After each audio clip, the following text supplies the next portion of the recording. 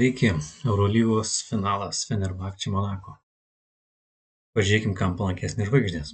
Tai pradėsiu kaip visą laiką nuo varžybų horoskopo, tada treneriai ir žaidėjai. Taigi varžybų horoskopas, pirmas 10 priklauso favoritam, tai yra Fenerbahčei. Pirmas kliūva jo ožiaragis Saturnas. Čia Saturnas turi daug aspektų, skaičiau, kai kurie net biškį prieštaraujantis sau. Tarkim, kaip sąjunga su Neptūnu duoda prastą puolimą.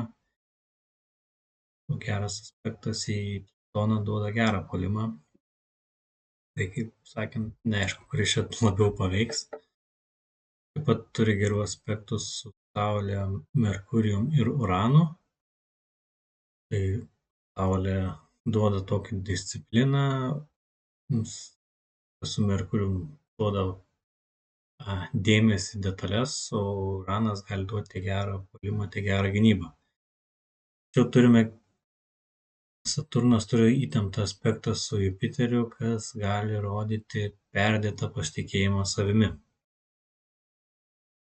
Atkreipim 10 būsto valdovas, 10 būstas svarstyklės, jo valdovas Venera, ir Venera čia nesijaučia gerai, nes jinai yra avine. Taip pat turi prastą aspektą su Fortūna. Tai nėra geri ženklai Fenerbahče komandai. Monako pakliūna į Vėžį. Vėžio valdovas yra Mėnulis, bet Mėnulis skaitomas kaip emocinis visų varžybų rodiklis, tai imame tą būstą, kuriame jis yra valdovo, ir tuo atveju yra Venera, bet jau Venera priklauso 10 būstui, todėl mums lieka tik 4 būsto valdovas Marsas. Marsas 8 būste nesijaučia prastai ir dar plius yra liūtė, kur pati stichija ugnis. Turi gerą aspektą su Venera, kas rodo tokį mėgavimąsi žaidimu, gal šiokį tokį net atsipalaidavimą kaip iš teigiamos pusės, kad nėra streso, bet turime įtemptą aspektą su Mėnuliu, kuris gali rodyti tokį emocinį svyravimą, skaičiau įtampas, bet tokį emocinį svyravimą visų varžybų metu. Iš šių varžybų aš negalėčiau tiksliai kažkuriai komandai duoti stipraus pranašumo. Tiek Saturnas yra tiek gerai, tiek prastai aspektuotas, tiek Marsas nėra tiek stiprus, kad galėčiau jį laikyti favoritu. Keliaukime prie trenerių. Tai pradėsiu nuo Jasikevičiaus. Pradžiai Venerai yra geras aspektas, toks žmonių palaikymas, žiūrovų palaikymas. Pat Saulei Mėnulį irgi toks teigiamas aspektas, bet nėra kažko labai įspūdingas. Tačiau yra daug neigiamų aspektų, kaip Plutonas į Mėnulį duoda įtampą, spaudimą, taip pat mazgų įtampą į Marsą, gali duoti perdegimą. Tikrai neypatingi aspektai šiai dienai. Panulis. Turime Marsą ir Saturną, gerą aspektą, stabilumas, valia, kovingumas. Taip pat Saturnas į Uraną yra pusiausvyra, ieškojimas įdomių gerų sprendimų. Tačiau yra ir neigiamų. Uranas į Merkurių gali būti taktinių ne problemų, bet visiškai taktiškai gerai bus pasiruošęs, gal ar taktiniai sprendimai nebus visai geri. Mėnulis, Saulė, tokia įtampa, emocinis disbalansas. Ir ką daugiau tokio svarbaus paminėti, ir tikriausiai tiek ir būtų. Tai bendrai apžvelgus tranzitus, nesimato ne pas vieną labai ryškiai, kuris galėtų laimėti. Gaila, neturime tikslių gimimo datų, kurios aiškiau parodytų, kuris gali nugalėti, bet aš sakyčiau, gal šiek tiek geresni tranzitai yra pas Spanulį. Tai nesu 100% užtikrintas, jis kels taurę. Keliaukime prie žaidėjų. Tai pradžiai prie Fenerbahče žaidėjų. Veidas Boldvinas, manau, turės gerą pasirodymą šiandien. Tai yra Saulės Marso puikia energija.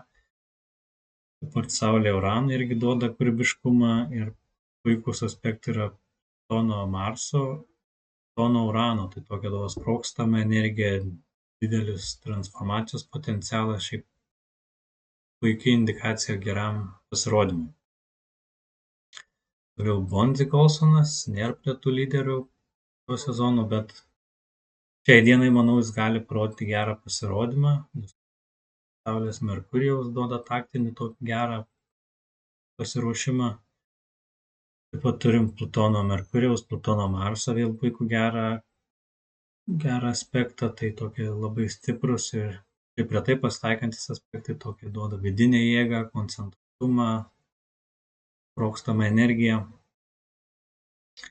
Iš neigiamų galim paminėti Urano Veneros kvadratūrą ir Neptūno Jupiterio kvadratūrą. Tai momentais gali duoti tokio nestabilumo, energijos nesuvaldymo. Bet šiaip, manau, turėtų šiandien turėti gerą pasirodymą. Ir Niccolò Melli irgi nėra iš tų super komandų žvaigždžių, bet gal parodė šiandien gerą rezultatą, nes turi Jupiterio Veneros, tai tokią sėkmingumą duoda tų veiksmų, ką daro.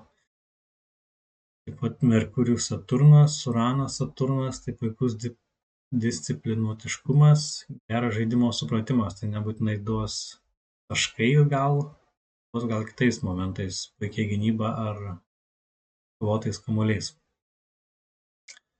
Iš Monako komandos pradžiai skirčiau Alfa Dialo, puikus aspektai, Plutonas Marsas, Trigonas, labai geras aspektas, didelis fizinis potencialas, jėgos srautas, taip pat Saulė Marsas, stipri energija, motyvacija,